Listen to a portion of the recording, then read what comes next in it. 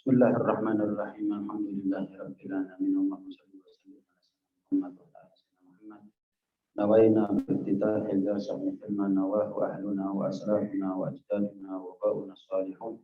Anna Allah yudkhilna fi niyatihim wa a'malana fi a'malihim wa rasidana fi maqasidihim wa akhlaqina fi akhlaqihim wa ulumana fi ulumihim wa an nastahdir arwahahum zakiyah tahira bihadha al-majlis mubarak خصوصا صاحب الكتاب الحبيب عبد الله بن علوي بن محمد الحداد وصاحب الحضر والمذهب الحبيب عبد القادر بن احمد الجديد والحبيب عبد الله بن والحبيب محمد بن صالح الحامد والحبيب محمد بن علي مولى الجميلة والحبيب صالح بن محمد بن علي مولى الجميلة والحبيب محمد بن علي الحجاج والحبيب عبد الرحمن بن محمد الحجاج والحبيب عبد الرحمن بن علي بن الشيخ بكر بن سالم والحبيب عبد الله بن حسن والأخيرة والحبيب محمد بن عبد القادر الحبشي والحبيب محمد بن عبد القادر الجبري والحبيب حامد محمد بن سالم السري والحبيب محمد بن سليم بعبود والحبيب علي بن محمد بعبود والحبيب أحمد والحبيب والحبيب حسن بن هائل والحبيب سالم بن أحمد بن عبدوس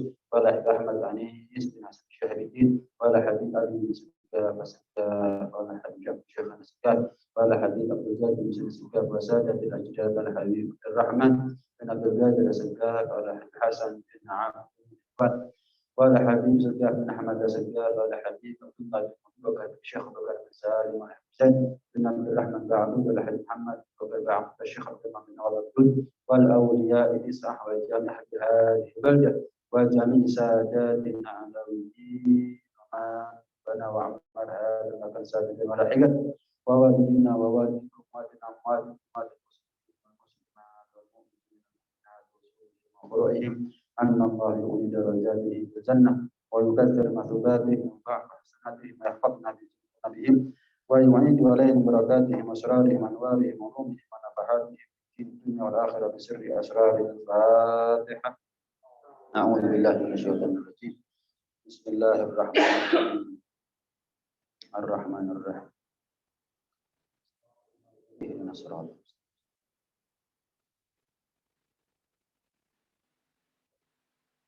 بسم الله الرحمن الرحيم. الحمد لله رب العالمين وأشهد أن لا إله إلا الله وحده لا شريك له شهادة ندخرها ذخيرة ليوم الدين وأشهد أن سيدنا محمدا عبده ورسوله أفضل الأنبياء وسيد المرسلين. اللهم صل وسلم وبارك وكرم ومجد وعظم على سيدنا وحبيبنا وشفيعنا وقرة أعيننا ومولانا محمد وعلى آله وصحبه أجمعين ولا حول ولا قوة إلا بالله العلي العظيم. أما بعد سبحانك لا علم لنا إلا ما علمتنا إنك أنت العليم الحكيم. رب اشرح لي صدري ويسر لي أمري واحلل عقدة من لساني يفقهوا قولي واهد قلبي وسدد اللهم أرنا الحق حقا وارزقنا اتباعه وأرنا الباطل باطلا وارزقنا اجتنابه واجعلنا من الذين يستمعون القول فيتبعون أحسنه. نويت تعلم التعليم والتدبر والتذكير والنفع والانتفاع والإفادة والاستفادة والحث على التمسك بكتاب الله وسنة رسوله والدعاء إلى الهدى والجلالة على الخير ابتغاء وجه الله ومرضاته وقربه وثوابه سبحانه وتعالى وصلى الله على سيدنا محمد وعلى آله وصحبه وسلم والحمد لله رب العالمين. السلام عليكم ورحمة الله وبركاته. قال المصنف رحمه الله ونفعنا به وبعلومه في الدارين آمين رضي الله عنكم. اللهم ألهمني رشدي وأعذني من شر نفسي. اللهم إني أعوذ بك أن أشرك بك وأن أعلم وأستغفرك لما أعلم. wa astaghfiruka lima la a'lam. Beliau Imam Al-Hajjaj mohon kepada Allah Subhanahu wa taala. Ada 3 hal yang beliau minta kepada Allah Subhanahu wa taala. Yang pertama adalah ilham. Ilham akan petunjuk. Bantuan dari Allah Subhanahu wa taala yang namanya taufik dan juga hidayah dari Allah Subhanahu wa taala. Enggak ada sesuatu yang lebih mahal yang turun dari langit. Anugerah, karunia, pemberian dari Allah Subhanahu wa taala setelah nikmat iman dan Islam, setelah nikmat menjadi bagian besar dari kemuliaan umat Nabi Muhammad sallallahu alaihi wasallam, nikmat yang lebih besar daripada nikmat hidayah. Ajallu ma nazala minas sama at-taufiq. Paling mulianya, paling mahalnya, paling afdalnya sesuatu yang turun dari langit itu namanya taufik, hidayah. Taufik hidayah itu adalah bantuan dari Allah Subhanahu wa taala untuk kita melakukan kebaikan yang menjauh dari kemaksiatan. Maka tentu kalau sudah datang yang namanya bantuan Allah, apa yang susah menjadi mudah, apa yang berat menjadi gampang, pasti itu. Ditolong manusia aja dari yang susah menjadi mudah, dari yang berat menjadi ringan, apalagi dibantu oleh Allah yang Maha Kuasa, yang Maha Kuat. Tentu tidak ada sesuatu yang kalau sudah kita mendapatkan hidayah dari Allah Subhanahu wa taala lantas menjadi berat, ada. Sholat 1000 rakaat jadi gampang. Puasa setiap hari jadi gampang. Sedekah, misal dia dapat uang sehari 1.100.000, dia ambil 900.000-nya disedekahkan, jadi gampang. 40 tahun matanya nggak pernah maksiat, bahkan anggota tubuhnya yang lain juga nggak pernah maksiat, jadi gampang. Kenapa? Pertolongan Allah Subhanahu wa taala. Kita ini nggak mungkin bisa taat, nggak mungkin bisa menjauh dari kemaksiatan kecuali karena sebab hidayah. Kita sebagai manusia ini bisa taat atau menjauh dari kemaksiatan bukan karena kekuatan fisik, bukan karena kesempurnaan fisik, bukan karena banyaknya harta, bukan karena tingginya jabatan. Enggak. Kita bisa taat, menjauh dari kemaksiatan, nggak ada lain kecuali karena hidayah dari Allah Subhanahu wa taala. Ada orang nggak punya kaki, ada orang nggak punya kaki tapi sholat, ada orang punya kaki tapi nggak sholat. Yang nggak punya kaki dapat hidayah, sholat. Yang punya kaki nggak dapat hidayah, nggak sholat. Nggak semua orang kaki punya kaki sholat, nggak semua. Malah kadang-kadang nggak punya kaki, sholatnya bukan hanya sendirian di rumah, pergi ke masjid sehari 5 waktu ngesot sudah. Sehari 5 kali, bayang. Yang punya kaki belum tentu. Kenapa? Karena yang nggak punya kaki dapat hidayah. Yang punya kaki nggak punya hidayah. Nah, dipilih oleh Allah Subhanahu wa taala. Baca Quran, nggak tergantung mata. Baca Quran nggak tergantung mata. Kita punya mata. Apa kita baca Al-Quran? Berapa banyak saudara kita, maaf, yang matanya buta, tapi jangankan baca Quran, hafal Quran. Jelas nih ya? Berarti baca Quran, hafal Quran nggak tergantung mata. Buktinya saudara kita yang buta, jangankan baca, hafal. Subhanallah. Kenapa? Mereka dapat hidayah, kita nggak dapat hidayah. Dermawan, bukan tergantung harta. Kadang-kadang yang nggak punya harta, tapi karena kaya hati, loman dia. Dermawan, perhatian, peduli. Padahal dia sendiri juga butuh diperdulikan sama orang. Butuh untuk diperhatikan sama orang. Tapi karena dia dapat hidayah. Miskin harta, tapi kaya hidayah. Loman. Kaya harta, tapi miskin hidayah. Makin. Semua tergantung hidayah dari Allah Subhanahu wa taala. Pejabat, belum tentu jujur, adil, amanat, enggak. Belum tentu. Kadang-kadang yang nggak punya jabatan apapun, nggak jadi siapapun, bisa jujur, nggak nyolong timbangan, misalnya. Nggak memanipulasi data, misalnya. Nggak ngentitan, itu jujur, nggak korup, itu jujur namanya. Makanya orang yang dapat hidayah, sehingga dari hidayah itulah dia bisa menjauh dari kemaksiatan, dia bisa melaksanakan ketaatan, adalah orang yang mendapat nikmat dari Allah. Ihdinas siratal mustaqim, siratal ladzina an'amta 'alaihim. Pernah saya bahas ini ya. Ihdinas siratal mustaqim, siratal ladzina an'amta alaihim. Mereka yang mendapatkan hidayah adalah mereka yang mendapat nikmat dari Allah Subhanahu wa taala. Setelah nikmat iman dan Islam, nikmat menjadi umat Nabi Muhammad, maka nikmat hidayah adalah nikmat yang paling mahal. Karena nikmat hidayah dan nikmat yang paling mahal, nggak sah sholat kita kalau kita nggak baca ihdinas siratal mustaqim. Fatihah itu ada 7 ayat. 5 ayat pertama pujian. 2 ayat terakhir doa. Doa pertama apa? Ihdinas siratal mustaqim. Kita kalau kunut, bagi yang biasa kunut, bacanya yang pertama apa yang kita minta? Allahumma hdina fiman hadait. Hidayah. Nabi minta 4 perkara. Yang pertama kali beliau minta apa? Al-huda wat tuqa wal afaf wal ghina. Minta hidayah. Allahumma arinal haqqa haqqan warzuqna ittiba wa arinal batila batilan warzuqna tinabah. Ya Allah, tampakkan kepada kami yang hak adalah hak, kemudian Engkau berikan rezeki kepada kami hidayah untuk bisa mengikutinya. Wa arinal batila batilan warzuqna tinabah. Ya Allah, tampakkan kepada kami yang batil adalah batil, yang salah adalah salah, dan berikan kepada kami rezeki untuk bisa menjauhi. Enggak semua orang tahu yang hak adalah hak, lantas bisa mengikutinya. Enggak semua orang tahu salah adalah salah, kemudian bisa menjauhi. Enggak. Tergantung. Tergantung apa? Dapat hidayah enggak dia dalam? Hidayah ini rezeki. Hidayah ini rezeki. Maka sebagaimana rezeki yang lain kita cari, hidayah lebih pantas untuk kita cari. Duit kita cari. Kadang sebagian orang jabatan dicari, jodoh dicari, keturunan diusahakan. Ada upaya, ada usaha, ada ikhtiar. Hidayah lebih pantas untuk diupayakan. Habis waktu, tenaga, pikiran kita semuanya untuk hidayah bukan suatu hal yang rugi. Tapi kadang-kadang habis waktu, tenaga, pikiran untuk mengejar harta, mengejar jabatan, banyak ruginya. Malah kadang-kadang stres. Tapi kalau kita mengupayakan ikhtiar, berikhtiar untuk mendapatkan hidayah taufik, minta tolong kepada Allah Subhanahu wa taala untuk selalu dimudahkan jalan kita menuju surga, itu bukan satu hal yang sia-sia. Malah pasti mendapatkan keuntungan. Kalau rezeki duit nggak ditunggu, dicari. Jodoh nggak ditunggu, dicari. Keturunan nggak ditunggu, diusahakan. Kenapa hidayah harus ditunggu? Kenapa hidayah harus ditunggu?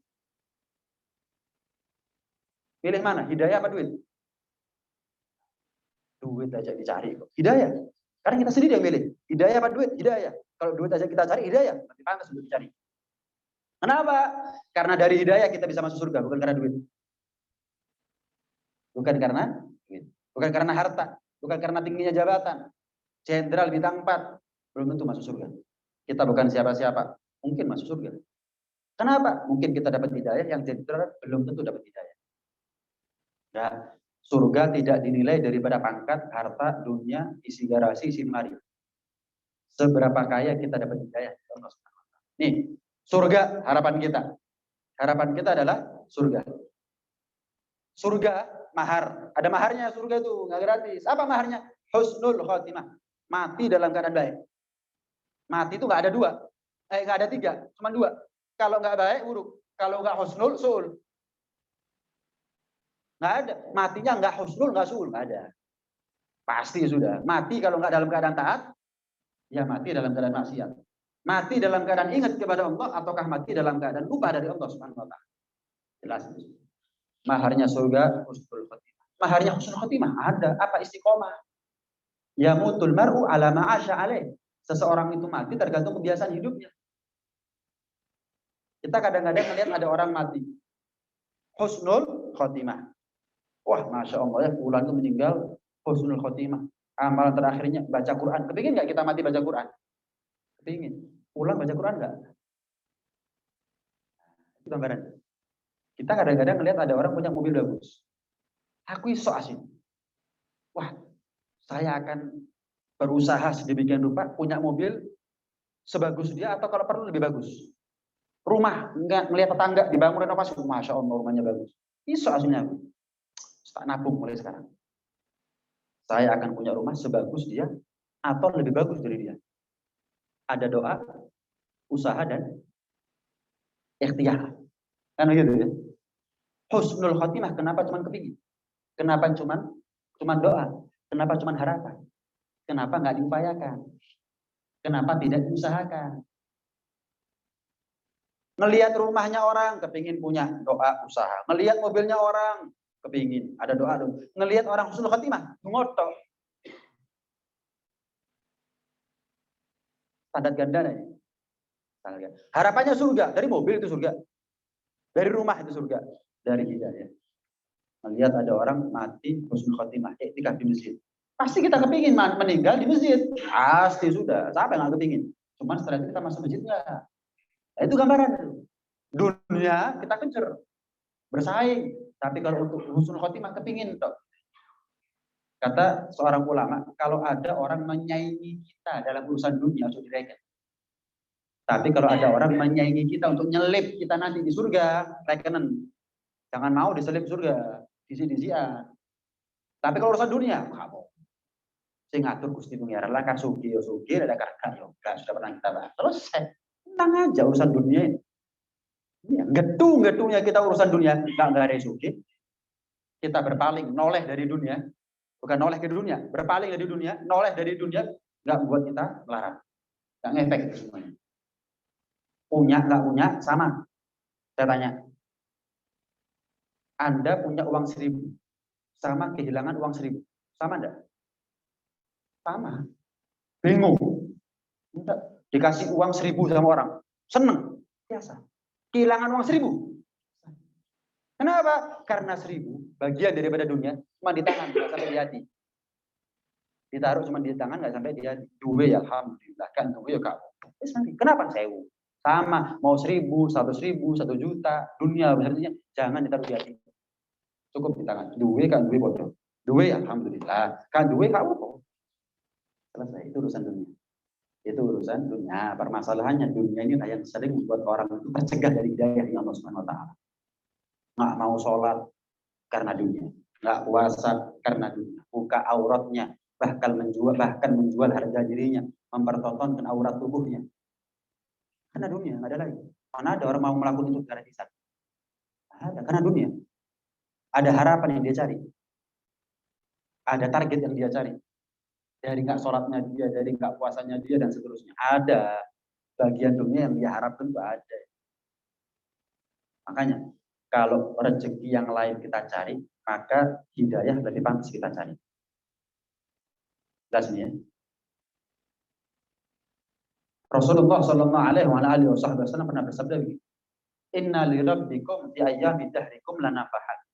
Allah itu setiap hari punya anugerah. Jelas terbukti. Buktinya kita sekarang panjang umur, sehat, afiat, selamat, anak istri, alhamdulillah, sehat walafiat, selamat semuanya, alhamdulillah. Jelas nih ya.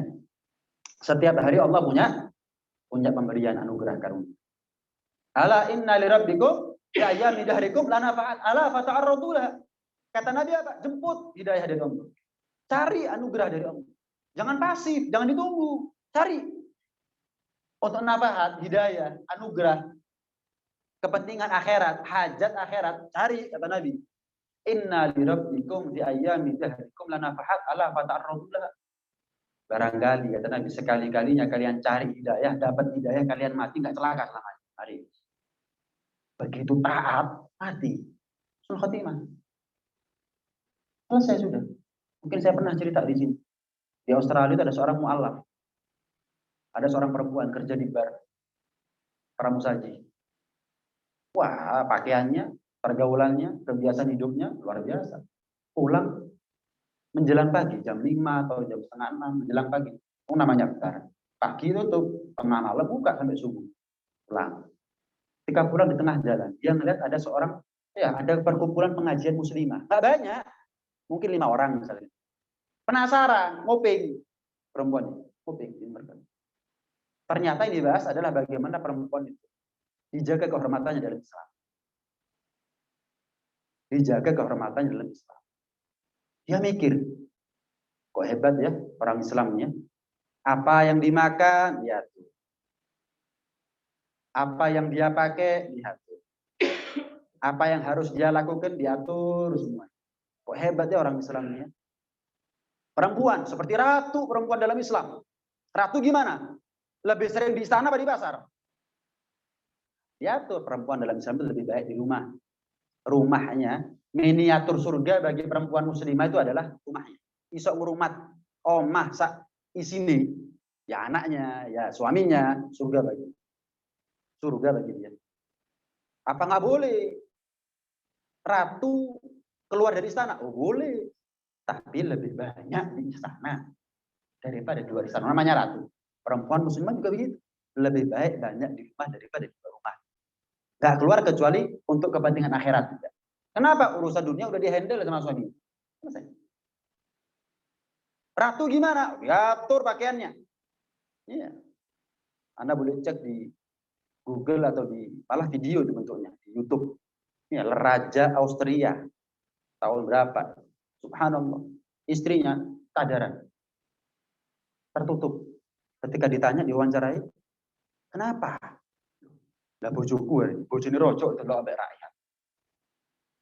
Istri saya ini ratu. Ratu, masa mukanya dilihat oleh orang lain? Khusus orang spesial nih. Nggak ada yang menikmati wajahnya. Bahasa kita auratnya kecuali saya suaminya. Raja, ratu. Di mana letak kemuliaannya raja? Kalau ternyata bisa melihat kecantikan istri saya ratu, ternyata orang lain juga bisa melihat. Jatuh kemuliaan saya sebagai raja. Lihat.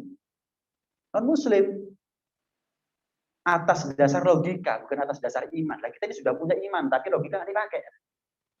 Akal, anugerah nggak dipakai. Saya mau tanya. Ada lemper. Yang satu dibungkus. Yang satu dibuka bungkusnya, daunnya. Nggak terbungkus. Kira-kira yang namanya laler lebih suka yang mana? Yang dibungkus apa yang terbuka?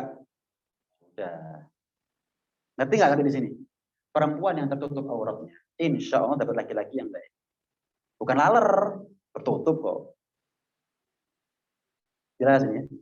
Tapi kalau lemper itu dibuka, sama perempuan nggak dibuka auratnya, yang mendekat laler. Laler gimana? Kalau sudah mambu, kalau sudah bau, kalau sudah basi itu lemper, dimakan sampai habis, tinggal. Nah, ada lemper, mambu gara-gara laler, kemudian lalernya ngentek, no sampai entek. Ya, dan tinggal, mambu tinggal. Sama. Hati anak-anak perempuan kita. Jaga auratnya mereka. Lemper diregani lah, masuk. Lemper dibungkus, anak gak dibungkus. Bungkus. Itu Raja Austria. Berpikir seperti itu atas dasar logika. Bukan atas dasar iman. Kita coba iman, pakai logikanya. Pakai logikanya. Kemudian apa? Ratu keluar dari istana. Dikawal nggak? Kawal. Mana ada keluaran sendiri. Ratu kok keluaran sendiri. Ada. Ratu mana keluaran sendiri? Dikawal. Perempuan keluar dari rumah. Wajib dikawal oleh mahramnya. Suaminya kan? Anaknya kah, saudaranya kah, keponakannya kah, pamannya kah, atau perempuan-perempuan yang terpercaya. Dikawal. Jadi siapa bilang Islam ini ngekang perempuan? Nggak ngerti sih. Belajarnya mungkin dari omongannya orang nggak punya ilmu agama. Tercuci otaknya brainwash. Coba kalau belajar. Nah, singkat cerita, pramusaji tadi, perempuan tadi, mendengarkan itu, subhanallah, hidayah sudah dari Allah. Terbuka hatinya, terbuka pikirannya. Kemudian akhirnya apa? Singkat cerita masuk Islam. Singkat cerita masuk subhanallah, masuk Islam. Memang kadang-kadang mu'alaf itu Pak lebih taat daripada kita yang muslim dari lahir. Sering itu saya jumpai.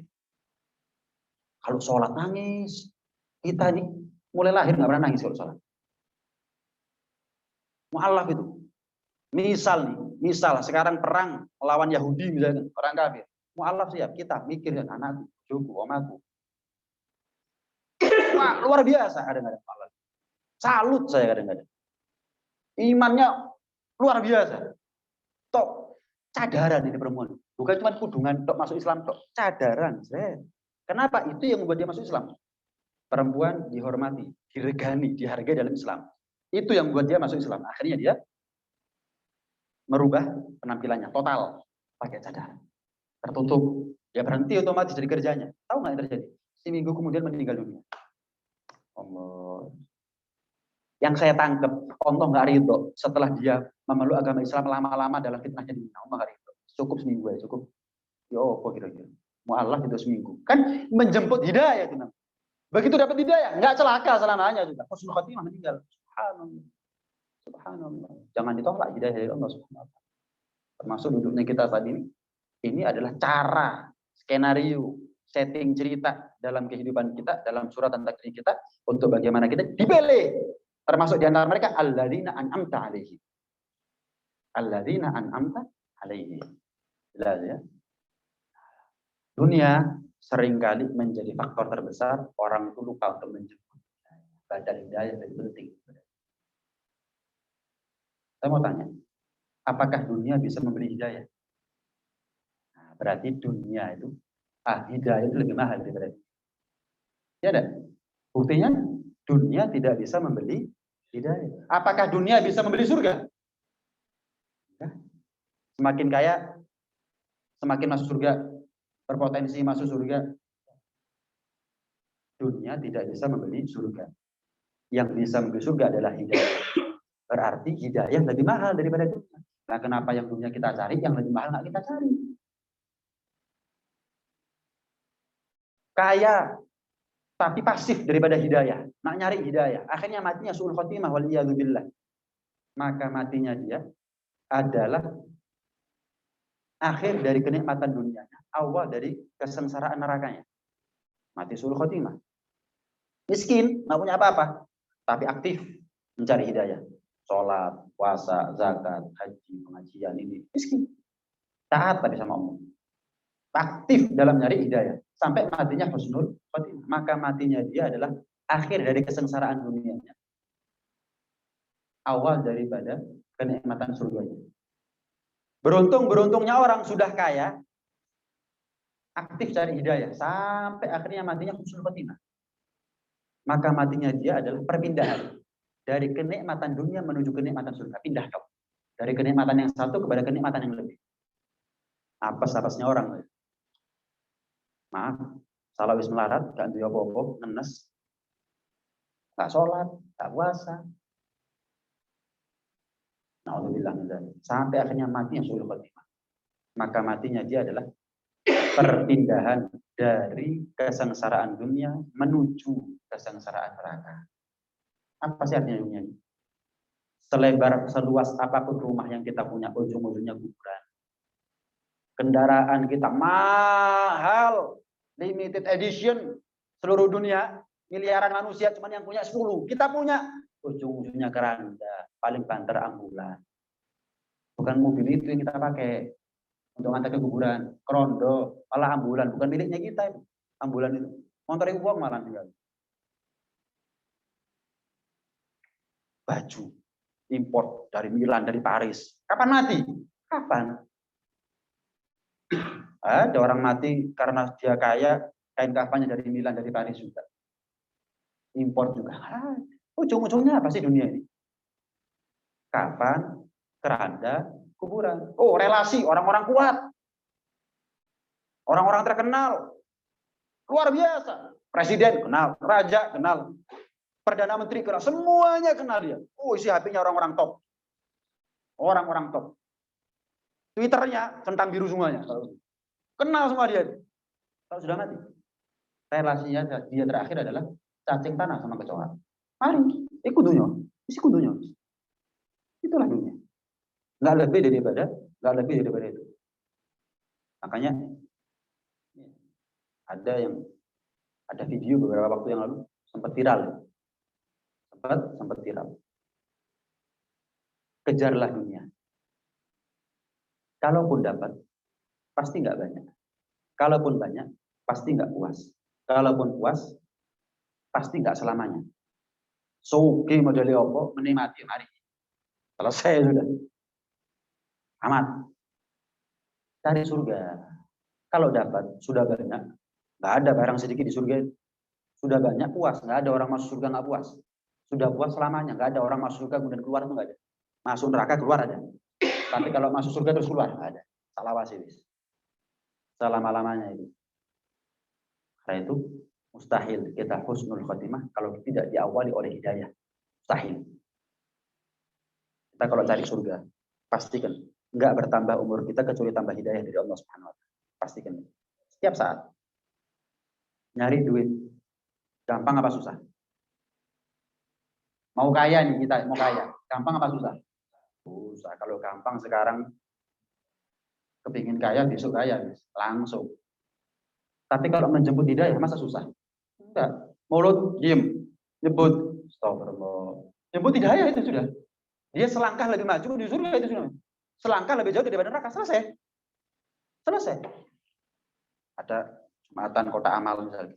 5.000, 10.000. Berapapun yang kita mampu. Pokoknya ikhlas. Wis, cemplung no. Jemput hidayah.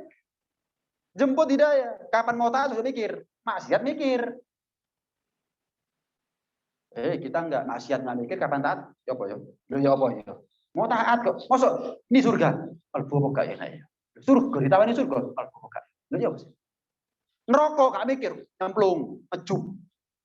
Kan gitu dong. Kota amal lewat. Sedekah apa gak? Lha kok mikir wis? Get no. Yang penting kita mampu, anak istri tercukupi nafkahnya mereka, ikhlas, selesai. 5.000, 10.000, 50.000, 1.000, terserah. Kasih. Seminggu sepisan ya kok. Karena begitu. Mau seminggu sepisan. Apa gara-gara sedekah kita miskin? Ada miliaran manusia. Ini sih sugih. Terus kakek sedekah sampai melarat. Oh no. Ada miliaran. Mulai zamannya Nabi Adam. Sampai nanti kiamat. Gak ada orang gara-gara sedekah melarat. Jadi gampang jemput hidayah ini.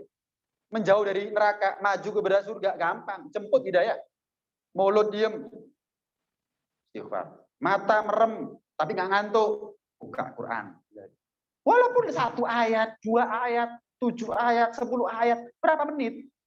Ada teman kita rokokan, kita mungkin sudah berapa lembar itu kita baca. Dia belum selesai di rokoknya. Gampang jemput hidayah ini. Gampang jemput hidayah. Gak bodoh duit.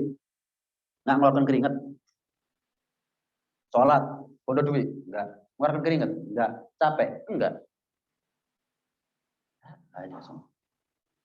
Jelas nih. Kita dicukupi dunia oleh Allah sebetulnya sudah lebih dari cukup. Tapi Allah tuntut ibadah kepada kita. Allah tuntut ibadah kepada kita. Sebetulnya kita melakukan lebih daripada itu bisa. Dunia Allah cukupi kita lebih dari cukup. Buktinya apa? Coba cek, isi lemarinya kita pakaian, lebih dari cukupnya enggak? Lemari sepatunya kita, lebih dari cukup. Kadang-kadang isi garasinya kita, lebih dari cukup. Lebih dari cukup. Sebaliknya, ibadah yang Allah wajibkan kepada kita melakukan lebih. Bisa. Barusan kita sholat isya, 4 rakaat. Misal, 5 rakaat. Nggak bisa gitu. 6 rakaat, nggak bisa. 8 rakaat, bisa.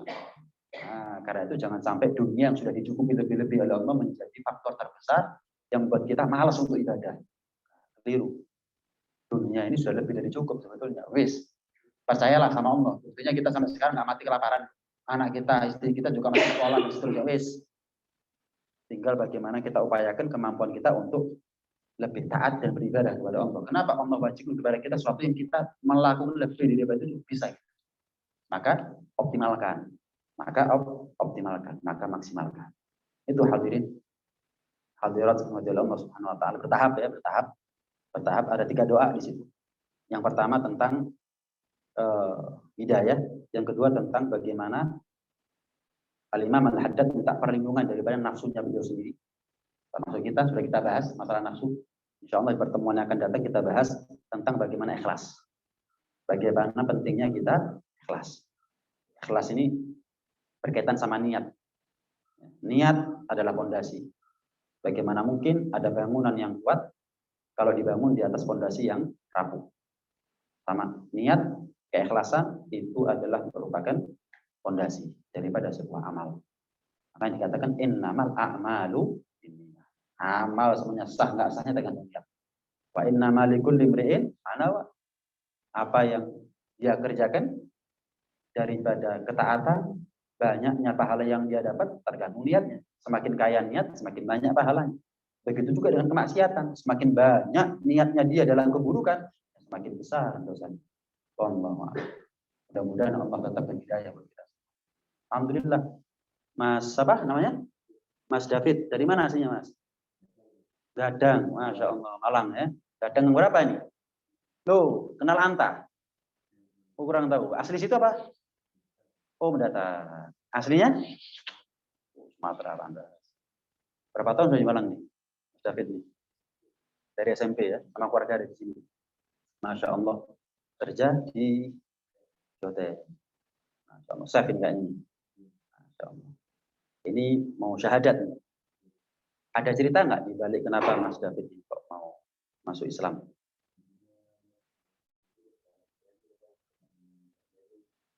Oh, Kristen. Ya.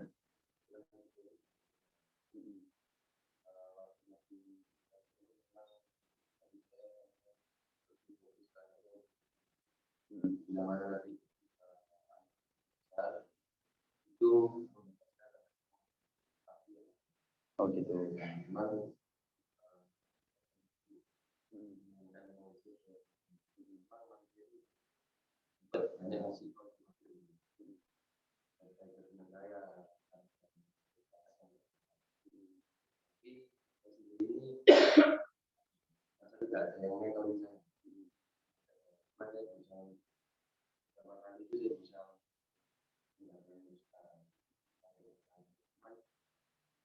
Saya takut belum nyamannya belum siap untuk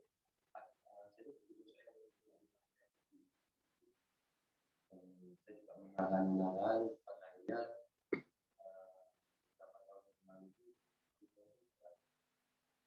mengharapkan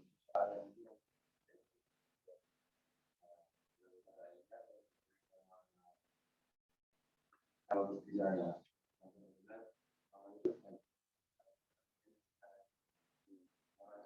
kita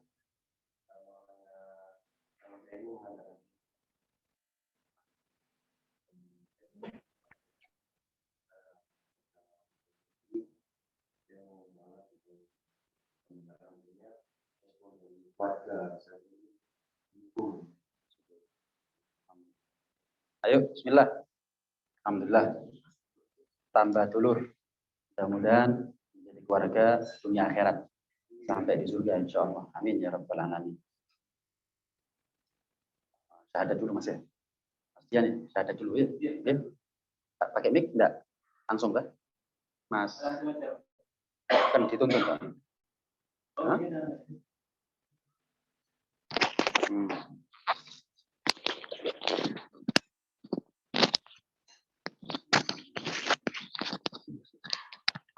Ayo bismillah. Apa namanya? Oh ya. Caranya nanti di akhir saya artikan. Asyhadu Allah illah asyhadu Allah ilah illallah asyhadu anna Muhammadan Rasulullah. Saya bersaksi tiada Tuhan kecuali Allah. Dan saya bersaksi bahwa Nabi Muhammad adalah utusan Allah. Raditu billahi rabban wa bil Islam dinan wa bi Muhammadin nabiyan. Saya ridha, saya puas bahwa Allah sebagai Tuhan dan agama Islam sebagai agama dan Nabi Muhammad sebagai nabi dan Isa al-Masih adalah makhluk Allah, hamba Allah, nabi Allah, utusan Allah, bukan Tuhan. Bismillahirrahmanirrahim. Alhamdulillahirabbil alamin. Rabbana ighfir lana wa li walidina warhamhum kama rabbayana shighara. Rabbana hab lana min azwajina qurrata a'yun waj'alna lil muttaqina imama. Rabbana wa min dzurriyyati rabbana taqabbal du'a wa barik lana fi awladina wa la وبارك لنا في حال الماء وافتح علينا وعلى اولادنا وعلى كتابنا وانت راضي وعافيه. اللهم انا نسالك اللهم انا نسالك اللهم انا نسالك ربنا لا تزغ قلوبنا بعد إذ هديتنا وهب لنا من لدنك رحمة عليم وتب علينا انك انت التواب الرحيم. ربنا اتنا في الدنيا حسنه وفي الاخره حسنه وقنا عذاب النار وصلى الله على سيدنا محمد وعلى اله wasallam. Alhamdulillahirabbil alamin. Alhamdulillah.